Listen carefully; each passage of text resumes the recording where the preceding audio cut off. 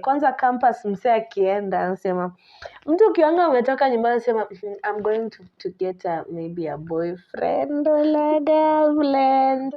Naenda kupata girlfriend na naenda kupata boyfriend. Umemaliza form 4 sasa hapo hukuanga na freedom.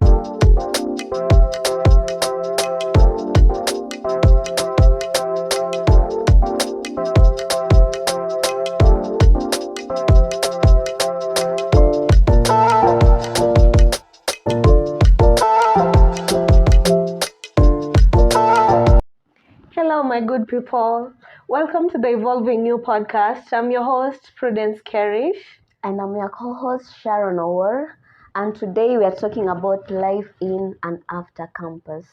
Yeah, but before that, we'll just like to remind you that you can follow us on all our social media platforms, be it Facebook, Instagram, Twitter, and TikTok as Stan Media or Self-Taught Academy Network. So, Sharon, you said that today we are going to talk about life in and after campus. So, tell us more. What is this life in and after campus? Let's just say start by life in campus. Okay. That moment that you got the application letter, how do you feel? Excitement, Wow. freedom. Wow, unajua kwanza you always from high school and high school is a hell, you know. Yeah. So you always like I want to go and try that campus life. So you're always excited. You want to feel this campus life, what is going to the university or what's going to college or what's going to achieve it. And you're like, wow, let me try this new life because, you know, campus life also comes with freedom. Because when you're in high school and you still live with your parents, most likely you don't have that freedom that you require. So now you've become an adult. You have your ID, you're going out there to be dependent on yourself. And to pursue your dreams. Yeah, and to pursue your dreams. You see how, and give life a try. Yeah, it's very exciting. Yeah. It's very exciting to get the opportunity to pursue your dream, follow your life desires, everything you've been working hard for, especially after like high school. High school sometimes is a nightmare. Yeah, but I would say that that high school life it's a channel that we all have to go through. Yeah, it's really shaped us for the outside life. It shapes us. It really shapes us. It gives us that definition of what you're supposed to be outside there, because you know you just can't go to high school and start doing your own things the way you want them. Where uko utakutana na sijui niseme aje. But anyway, inakuanga poa, like ina to bring out the way we are supposed to be, and then you come out here umeenda college sasa you start being dependent on yourself, you start doing your own things.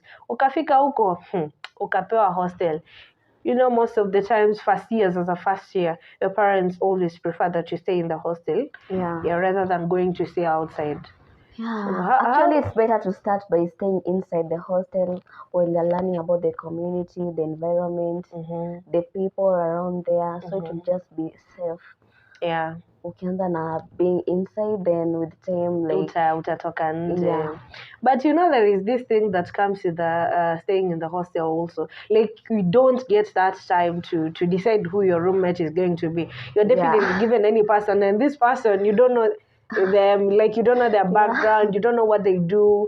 You know, there are some people unaweza kaa na roommate kumbe you can't even leave your 5 bob there, you can't leave your stuff there, definitely you find them, they are used, blah blah blah, 1 2 3.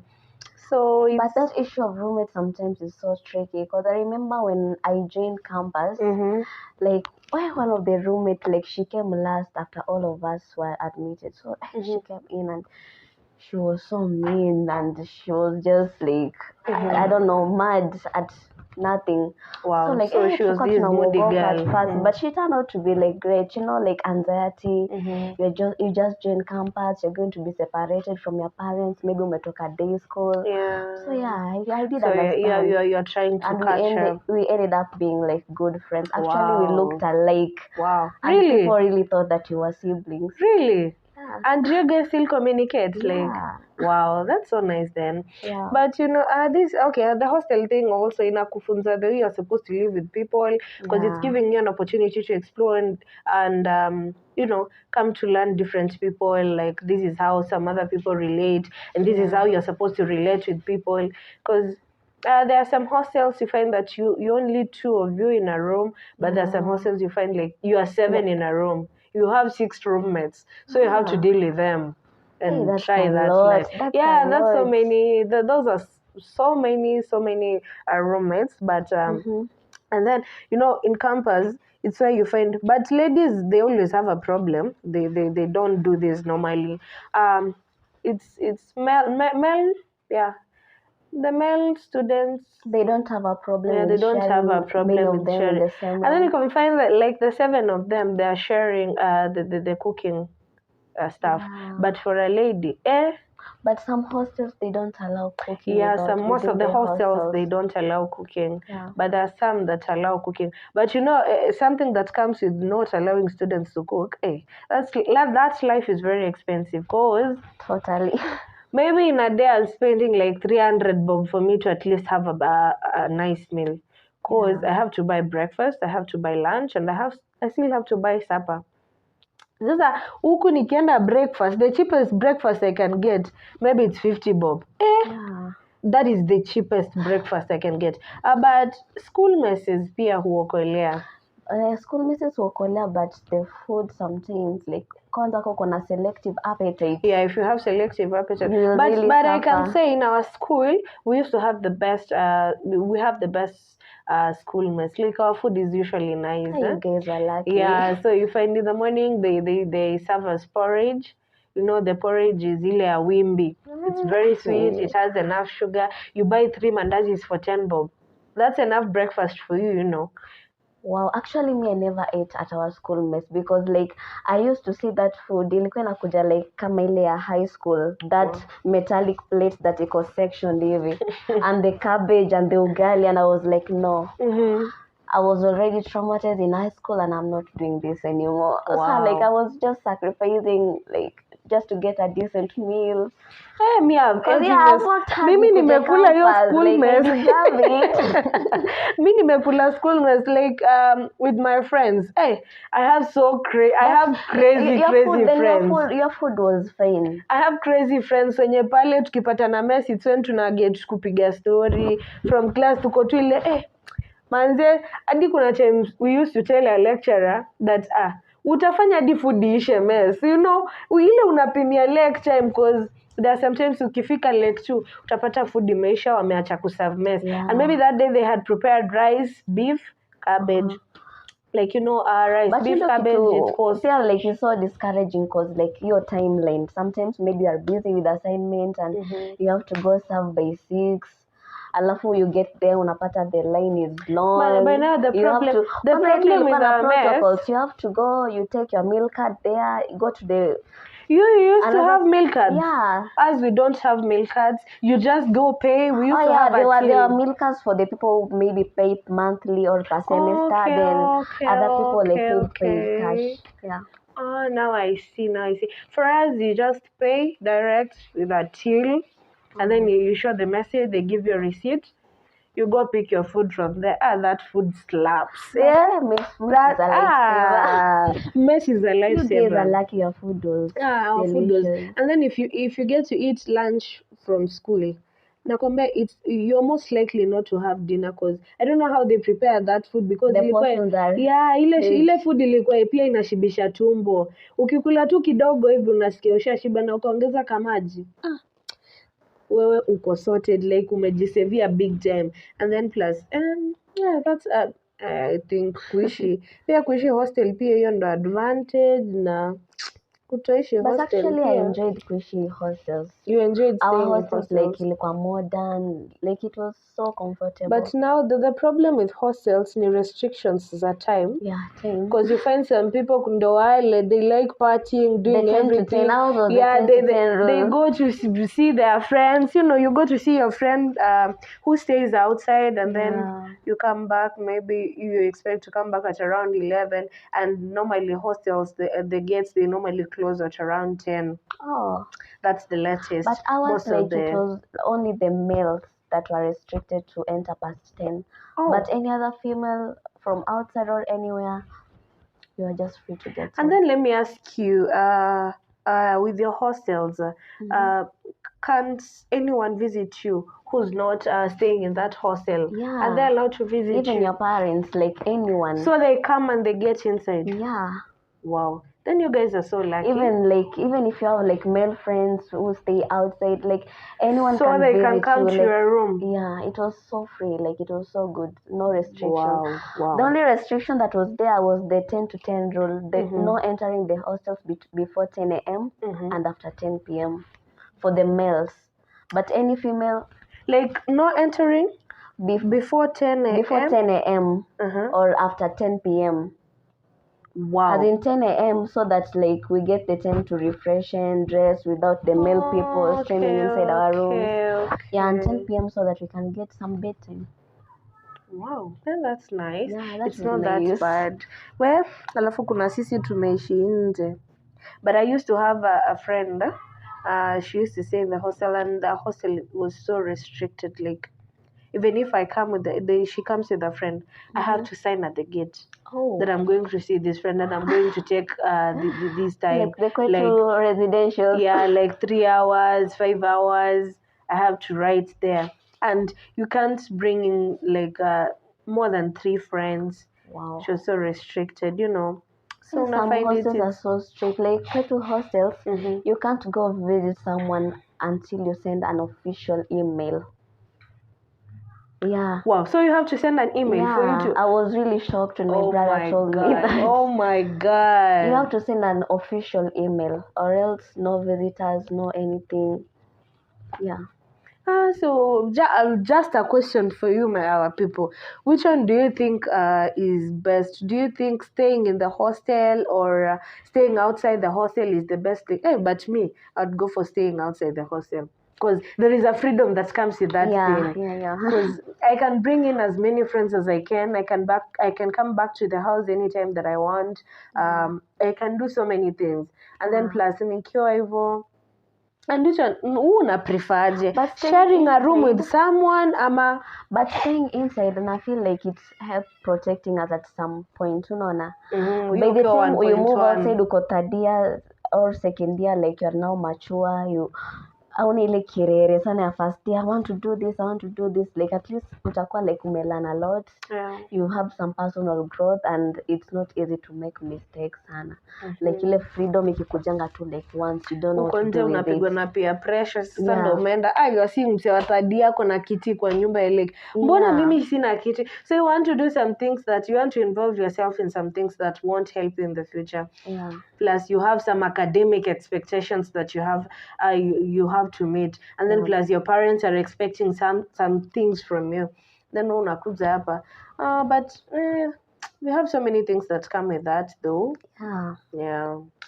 Talking about peer pressure na campus. Peer pressure na campus is a real thing. In a beat, in a club. Peer pressure was bad. So unaona msia anakuja. But now hii peer pressure thing, unaona campus msia anakuja amedress be different, amevaa. Unaona kuna msia anakujanga tu akiwa amepiga look, alafu wewe pale msia akikuangalia unakuanga na tungo tu fulani, unakuanga tu ukiwa umerudia. Sasa unaanza kushikwa na peer pressure uko zile za mbona nani anakujanga na outfits moto, anakuja na kiatu, ako na shoe game. Alafu kuna mimi niko na slides tu ama niko na sneakers zenye hadi zimebeat, as it makes sense. But I think that is like a positive peer pressure, like inakushape to how you present yourself. But unaona even if it's a positive one, kuna positive na negative. Kuna positive na kuna negative. Though hata kama hiyo ni positive, imagine wewe sasa ndo William Siadi wasi wamekutegemea kwenu, wamekupeleka campus na una expect uko na some expectations from your parents. Sasa unaanza kupigia mzazi, sijui nitumie hii pesa nifanyie kitu fulani. But unaona hai make sense. Wewe unajua umeelewa vizuri kwenu hamwezi make it. Sasa unaanza kuwekea wazazi pressure fulani, unataka kuwa na vitu zenye wasi wengine wako nazo, luxuries. Yeah, luxuries and all those, but it's not working for you. Yeah. So unapata mi nataka kuwa na kiatu kama yenye Ashley ako nayo. Na wewe mwenyewe unajua kwa mind yako vizuri huwezi kuwa na kiatu yenye Ashley ako nayo. But pia kuna like sasa positive peer pressure that I'm talking about. Unajua like there are some people who go to campus and they don't even change a little bit. Unaona like you go there. Unarudi ushago ukiwa tu venye ulitoka hivyo. Exactly, venye tu unajua like you should be at least some more classy. Unajua utakuwa exposed to the job the job sector. You should look good. Kava ile skirt refu imefika huko chini na bado unavaa stocking ndani na unaweka na rubbers. Kwanza kuna zile rubbers za ngoma. Okay, those rubbers are very cute there, but sasa kuna vile tunazimuse venye unazistyle. Sasa hapo ndio at least hiyo positive peer pressure. At least venye umetoka home ukienda campus, be a different person, but in a positive way. Ukirudi home, not in a negative way. So unapata the way you carry yourself. Sasa kuna wanena like ukiwa na that village mentality after 4 years nothing have changed. Unaona bado kuna the stereotypes every so those no are change. Like those are what stagnant. Like people should be open to change. Like usikwe to stagnant at one point. I'm so grounded. What to expect from campus life. But then there are so many things that you need to expect from campus life. One, we've talked about change. We've said peer pressure. Those are things inafaa mzazi akuwe amekuprepare mentally. Anakwambia if you go there, these are the things that you're going to meet. Unaona? Pia ukafika huko usiache pia pressure ikumalize na ukachange in a negative way. Just try as much as possible to change in a good way yenye itakufanya at least hata msi akikuangalia atakuwa zile za I can use you as a role model, I can use as an example. You be like I want you, if you go to campus, you be like Tracy, be like Vivian, be like this and so, be like Jacob, be like Jane. You know, like when I was being admitted, like a random person, like a taxi mwenye alikuwa anatudrop, like aliniambia like just an advice. Akaniambia, you just go to campus, but you know, there was life before campus and there'll be life after campus. So in the apple and just get lost into that life. There's some people who join campus but they don't even graduate because wanakuwa like so much into that life, wanna abandon their studies. They just even forget what took them there. Now to give it to you, what do you think it's normally the reason for these people who never get to finish campus education? I don't know, some drop out because of school fees things. That is a genuine reason, because unaweza find mostly in campuses you can't do exams without exam card, and for you to have an exam card you have to pay the school fees. So you find out that I haven't done like 2 exams in 2 semesters, so I'd be like, no, it's not working, so let me just drop out. I go maybe not really dropping out, but you defer. I mean that makes sense, but so there's some people like you just get lost into that social life, partying every Monday to Sunday. You just get lost into that social life. Drugs really. I didn't think like people are almost graduating, ukona missing marks 22, ukona cuts over 8 ujaifanya. You don't even know the lecturer, so you don't even know how to start. You don't care. You see, you've met friends and friends are like, try this, and so for you to try that and you end up misbehaving, unapata sasa you're being addictive to these things. But campus inataka to like ukwe tuna akili tu kidogo, like you just try to have fun, but just know that after this there is life after campus. You know, when you're still in school, when you're still in college, you're being dependent on your parents because they're going to send you money to buy food. They're going to dress you. They are going to be responsible for almost everything that you do there. But remember, after the 2 years or the 3 years or the 4 years, you're going to start a life of your own. In fact, you've already started a life of your own, because you can't call your parent and be like, Mom, nimeona kiti poa hapa, nataka ati unitumie pesa nifanye nini? Ninunue. even hata ukiwa campus you can still do a side hustle. There are some of us wenye hata unajaribu tu hata hiyo kikombe at least ununue ukipata that ka 100 bob you're like no, let me go get a plate. Tomorrow I'll have my own house that I'll need stuff to use in that house. So let's try to Actually, parents really sacrifice a lot for us. Yeah, parents, they definitely Because I remember there was a time during our some graduation. It was not our year, but so like her parents came to for the graduation ceremony, and after the kid hapo like for the past almost 3 years. It's very, and very the parents wamekuja painful. graduation, they had Knowing, a car, yeah, you they had a brought car, you gifts, you cook relatives, hadi food. mashosho, like everyone is there. And when they asked, they asked, me, I've never seen this guy. Like maybe 2 years ago, you go to the department, it's like I exist. That's so very just traumatizing like to the your heartbreak. parents. It's so sad. It's very sad. Imagine a parent knowing that they have been clearing your fees. So you're supposed to be at school, unafanya 1, 2, 3. At the end of the day, they are coming for your graduation. But it ends up that you're not graduating. Wow. And it's embarrassing. We also need to be considerate. Like, how would you feel if you're a parent and then this happens to you? Your kid does the same thing to you. What do you think is going to be your feel? Let's try to feel our parents' pain. Even there are times they try kutafuta school fees but hawawezi, so let's just try to understand. Unaona, ukienda huko shule piga struggle ya meet your academic expectations, because you went there for a purpose. I want to be the next entrepreneur, I want to be the next nurse, I want to be the next teacher. But unafika huko, you start diverting your mind into things that won't help you in the near future. And when you hit like 35s or 40s, you start regretting, what was I doing? Reality check starts taking into you. So let's not wait until that time it's when you're regretting. Just try to fix your mind when you're still a youth and a teenager by that moment. So feel to your pain, jieke in that position of your parent, not letting your parents kupiga struggle.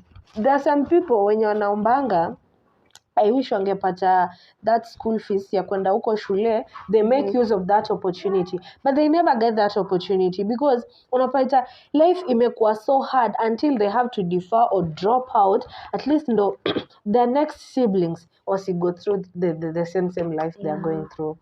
Napata msee ha graduate because hauja clear fee, but you did pass the exams. Ulijaribu, ulikuwa una hide hadi unaenda unafanya exam. The struggle is real. Una fake hadi exam card, unaona? But at the end of the day, kuna ule mtu alikuwa shalipiwa school fees pale, but what does the person do? Ends up analipanga feel like the beginning of the semester. Exactly. Na watu kama hao ndo. Na kuna mse unaweza pata, the parents are capable, they're in that capacity of even paying your school fees the whole year. Wanamaliza na tu naye. Alafu kuna help. Kwanza kama kuna pesa inaharibu wanafunzi wa campus, ni hiyo help. Acha tu to try at least. Unajua hata hiyo help inaweza kusaidia ukafanya nini? Start up a small business that even after campus you're still going to be doing this, because we have so many people who make use of that money. Unapata msee ana invest kwa kitu kaa anafungua cyber, anaanza kutengeneza graphics design. See, most of the ladies wanaingia into modeling and stuff, and they create themselves. They are the next models, they are the next stars of tomorrow. But wewe ukafika huko ukasema manze, hizi drugs lazima mnitambue mimi ndio ule mtu anapiganga shisha, napiga bangi, napiga those are the things you'll start regretting in the next 40s, in the next late 30s. Lakini drugs, it reminds me like another day, like we had like a doctor friend like who used to counsel us, advise us, and he showed us there's this one student like he really abused like marijuana, hadi to a point that he used to feel like ni kama posho meal iko kwa nini like anafeel kama posho meal iko. Imagine you even went to rehab and therapy session. Anafeel ni kama posho meal. Anafeel ni kama kuna posho meal ina ring kwa akili yake. Yeah, that is what comes with addiction. By the way, he went to rehab and he changed. Hadi alitoka rehab, like alikata dreadlocks zake, like he really No, reformed. those are the people we need to be in campuses also and colleges. We need to have like those motivational talks. Yeah. These people who have gone through such kind, they come and tell us. But kuna tu ile mtu hata baada akiambiwa tu kitu ilinifanyia hivi, yeye lazima aseme mi lazima nijaribu nione venye itanihit. Aki kuna watu huku nje like lazima tu ajaribu. But kuna wenye wako so like obsessed with drugs, Yeah, like from dawn to na si dusk. eti wameanza saa hiyo Yeah. and then unapatanga mse alianza kutumia drugs kitambo. At least anakaa kutumia vizuri, but ule mse ameingia tu campus na akaanza kutumia drugs, those are the people who end up zinawaharibikia because ni kama ni peer pressure. Unaona wanafanya na tamaa pia ile last unafanya na tamaa, unataka useme kama ule alianza kitambo, mi nataka lazima nikuze nimpite, ni kwa mimi ndo najulikana. Ule mse anapiganga blunts hadi 3 na sizimi. Yeah. You see, you think like it's something good that comes with fame, ile fame ya kiumbwakni. Alafu unajua kuna hii design like if you don't use drugs and you have a group of friends like who use drugs, unajua like sometimes they offer the drugs to you and una feel embarrassed kusema no because watadhani you are lame. Just like, be you. Yeah. So some people are like, no, let me just do this because I don't want to be the lame guy who doesn't smoke, who doesn't drink. Just look for friends who fit in your in your group. Usitafute sasa because they'll stop being my friends because I'm not using the same things they are using. No, you just be you. They laugh at you, or they laugh at you. If they decide to befriend you because to me it's okay, but if they don't, then like you don't qualify to be actually there. hakuna mtu atakucut off. Ama hata wakikucut off uta appreciate, utasema at least I have some principles. So you don't have to prove yourself to everyone. You don't have to.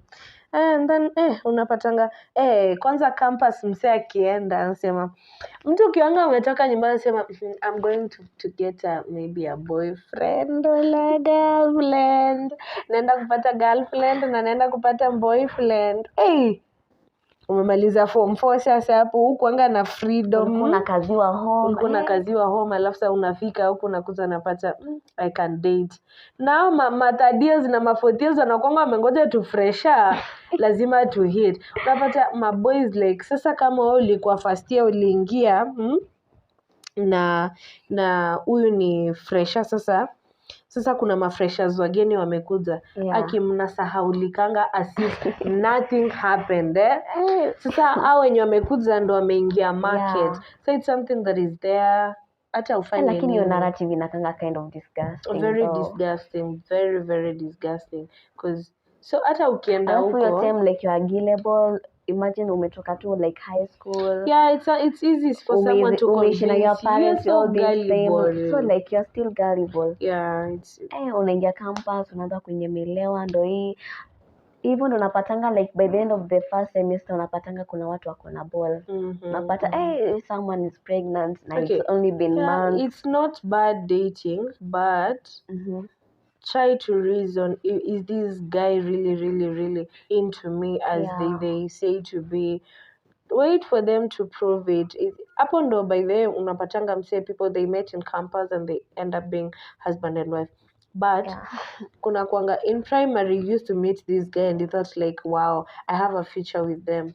High school you meet a new person, wow I have a future. Campus you'll definitely meet some I have a future. Ujaenda sasa upate a job, that is when you start meeting some new people and you be like kwani nilikuanga nafanya nini. But talking of dating, there is this story that has been trending about this Lucy Boke, a student from the Kisii Polytechnic, who's been murdered with the boyfriend. What do you have to say about that?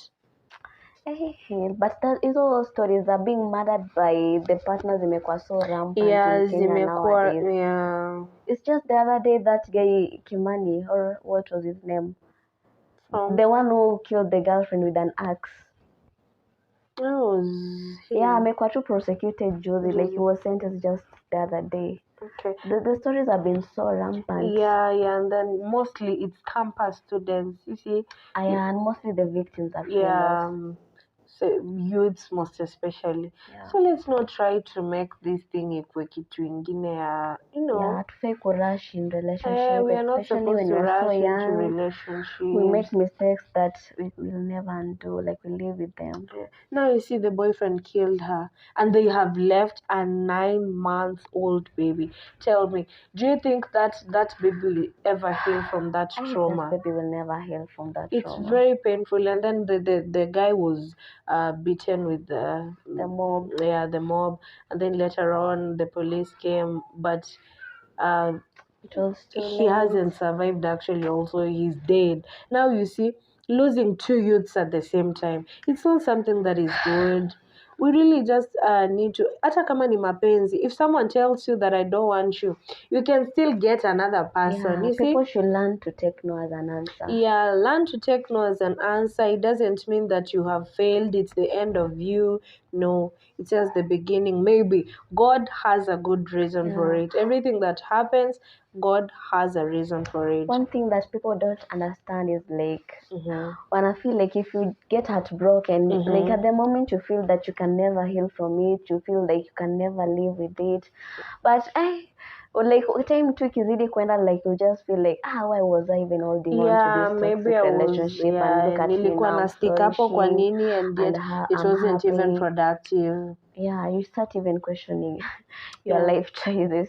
But I think campus, that life, the college life, campus life, inatupea tu an opening, you see, for you to start being a new you, have a new life. Plus ukiwa campus unaonanga tu nikitoka campus hivi nenda kupata job. Ujefika huku nje uhitiwe, you tamak for like 10 years hujaipata job huku nje. Unatuma like 100 emails within a month. Within a month no na hakuna response utaipata. So hata ukiwa huko campus usitegemee tu eti sasa utakuwa zile za because nasomea entrepreneurship, wacha nitatoka huko nje nitafute job.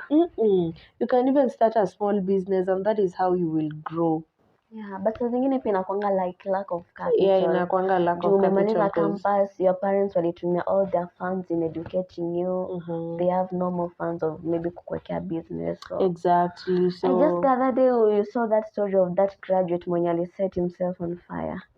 The frustrations. Frustrations. Umeenda through campus, umesoma, ni wewe tu umebaki kwa your friend group. But then feeling vibaya. Una feeling vibaya because maybe you're seeing a friends, and friends they normally post wanakuja at this has happened, this plus this has happened, and then at the end of the day you're like, kwani what did I do? Why can't I also make it? And maybe it's been 15 years, 10 years down the line, you don't have anything to do. So you're like, kwani nilikosea Mungu ama nini? So it's also frustrating. When you're still in school, una feel vizuri, but at the end of the day pia unaenda huko nje utapiga struggle. The struggle is real. Hadi uanze kuquestion tu like if nililipa si invest in something. Ningekuwa nimefika far. So hadi nafika mahali youths wanaanza kufanya vitu zingine zenye hazi make sense, unaona. So we even have like you remember this fake lawyer? See, it's the same thing. Hakuna jobs. Unatoka campus unakuja huko nje expecting that at least kuna green pastures. Wapi? Who said so? It's a struggle. It's a real struggle. The same story ilikuwa like a fake pilot na amekuwa na over 2,000 of flight hours. Exactly. Now you see. Agenda any aviation school. Like, wow. Sometimes pia like skills hazifai kwa determine education. So imagine but skills si zote. How many journalists do we have and they haven't gone to media school? How many writers do we have and they haven't gone to a writing institution to study writing? So ni skills tu pia zile zinaka. So ukienda huko shule kusoma usifeel like you've made it, like all along you've made it, but hatusemi pia msisome. Inafungua njia but inafungua njia but pia be open minded, like you have to think in all directions, out of the box. Out of the box, not just thinking because you've studied, you've done this, that you're going to make it. Definitely like frustrating. Very frustrating. What did you really think of doing when you finished campus? There are so many things that are okay. First of all, we always think that after campus you're definitely going to get a job, but that is Yeah. something that is not there. The idea was maybe I go volunteer at a place, I get an internship at Yeah. least, yeah, that is going to work, because at least I'll increase my skills, and then my skills will grow from there. You can maybe now start looking for a job. At least you can tell someone that I have an experience. I've done my internship somewhere, plus blah blah. Yes. Yeah, you can also volunteer for some work, Yeah, even you if it's not being volunteer. paid. Yeah. Yeah, at least you'll have the experience and exposure to the work environment and learn a few things from And others. also, getting an internship, it's also not that easy. Yeah, You also have to yeah, struggle. it's very difficult actually. Yeah, It's just it like is. getting a real job. Internship is just like getting a And real job. sometimes it's even harder than 'Cause, getting a yeah, real it's job. hard because kwanza hii Kenya sijui kila kitu inatakanga tu kuwa na connections ama Exactly. hata hiyo internship, even that attachment, you have to get an internship. But I think our institutions should also consider these things of kutafutia wanafunzi wao attachment. Yeah. They shouldn't just leave everything for you. You see, for us, our attachment, it was you and yourself. Yeah, You same look for to that us. attachment, you tell them where you've been, where you've gotten an attachment, where you're going, and then they'll just come to assess you. But it's not the Yeah, but institution that sometimes is it's working very for you. difficult because wengine wanakosanga attachment hadi inabidi like you Yeah, carry it. you carry it ahead, you Yeah. forward it. So institutions should Inakudelay, also it chip delays in. your plans Yeah, it and delays your everything you want plans to plus do. everything. So plus after campus you also need to, ndio maana unasikia ukiwa huko campus, hata ukipata hiyo kitu kaa help, try and fix something for yourself. Don't just be drinking, Yeah, doing at least inaweza everything kusaidia to explore business yeah. ideas. If you start like seme kuuza viatu and then after campus, you see, si utakuwa umeendelea.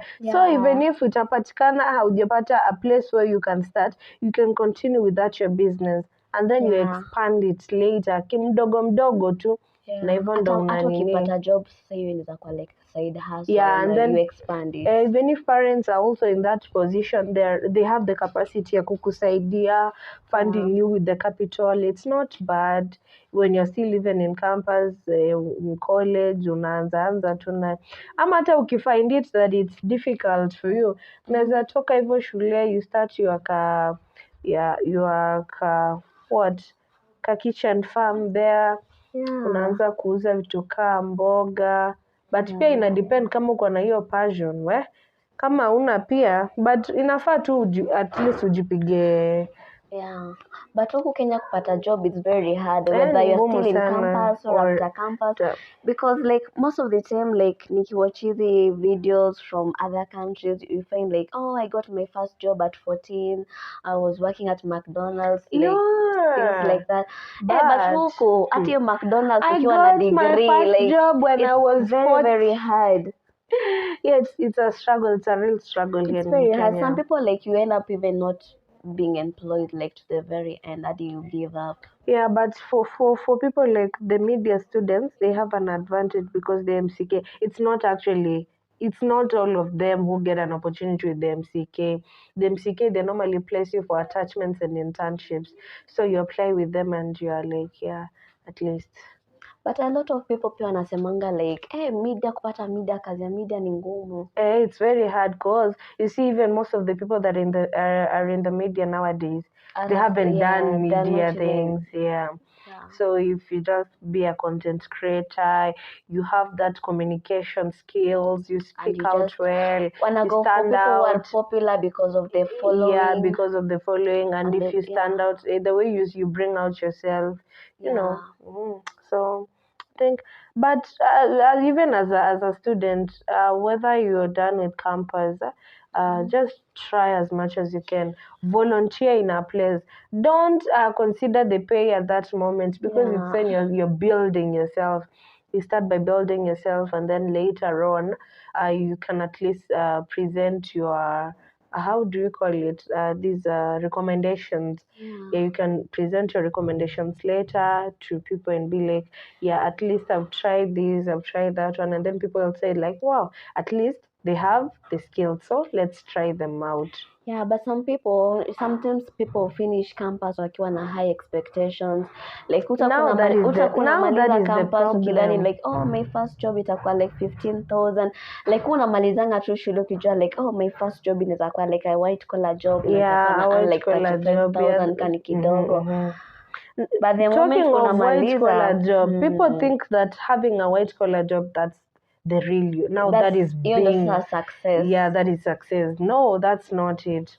We have people who are doing their 1 to 3 outside there, even those who are selling kahawa, and they are happy. They're at least making a living out of it. Yeah. To expect you at unavaa suti, ukiingia ofisi, you dress officially, ukiingia ofisi. Now that's the kind of job you need. How many have you seen going abroad, wanaenda kufanya this, and they are graduates? Yeah. Na wanaenda huko the Middle East countries to at least make a living for themselves. There are so many. Actually, we should even advise the youth to take these online jobs. Yeah, the online jobs, online writing. Yeah, the online, most especially that online writing. Yeah. So they should try at least. You ever tried online writing? Yes, I've ever tried. I used to do it back in campus. Wow, that's awesome. Yeah. It's really nice. And we can tell that at times it's really helping. Because kale ka 2K kenye unapata hapo. Yeah, inasaidia. And you also feel proud of yourself. Yeah, you also feel proud of yourself. Because unakuanga na responsibilities ukiwa shule. And then you're like, how am I even going to deal with it? But at the end of the day, unapata, struggle nayo. Yeah. So campus life and outside campus life bado ni tamu tu. It depends with how you're trying to bring out yourself out there. Yeah, but pia mi kenye naambianga watu like ukienda campus, don't just be so grounded, like be hard on yourself. Just have fun. Enda party na marafiki zako, enda birthdays. But be you. But just be you and protect yourself. Yeah. Always look out for yourself. Usitrust kila mtu. Don't just trust anybody because the streets are wild. Na drugs. Kwanza nyinyi watu wa velo. Nyinyi watu wa velo mnatumia velo nyinyi. Na shisha. Hizi vitu za drugs. Consider yourself venye unajitumia huko nje. Shisha was banned at some time back. Kwani it was legalized ama like ni chini ya maji. It's chini ya maji but shisha was banned. Chini ya maji siku hizi hata si chini ya maji but bado ni chini ya maji. You just know, you know our Kenya now. Yeah. Kenya yetu. So let's know your opinions of what you think. Do you think campus life is better than outside campus life? But najua most of the people will say that campus life is easier because you're still being dependent on your parents. Outside here is tough. Outside here it's tough. Responsibility, bills. You have to start paying your own tokens. You start paying your own water bills. Buy food for yourself. Because we are in the next future, you're going to be a parent. And I was really looking forward to finishing campus so that I can depend on myself. But where? Like you want to depend on yourself and you're like, mom.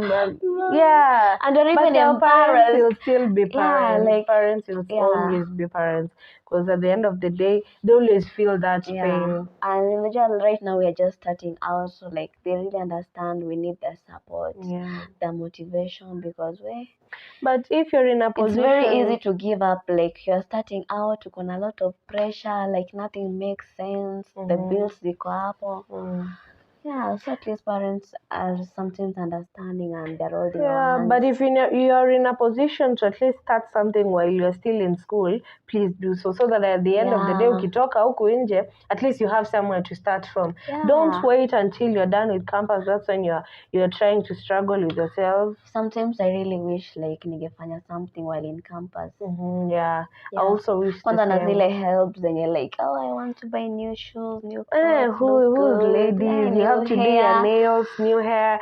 It's like you're competing with your classmates. And now we have to pay it back, and we really did nothing useful with it. So try as much as you can with that help if you're getting it. At least do something so that when you come outside here, haufumble kama sisi Yeah, but I hapa. wish like help ingekuwa like non-refundable. Yeah, I also Ingekuwa wish tu the like- same. Ingekuwa non-refundable. Yeah.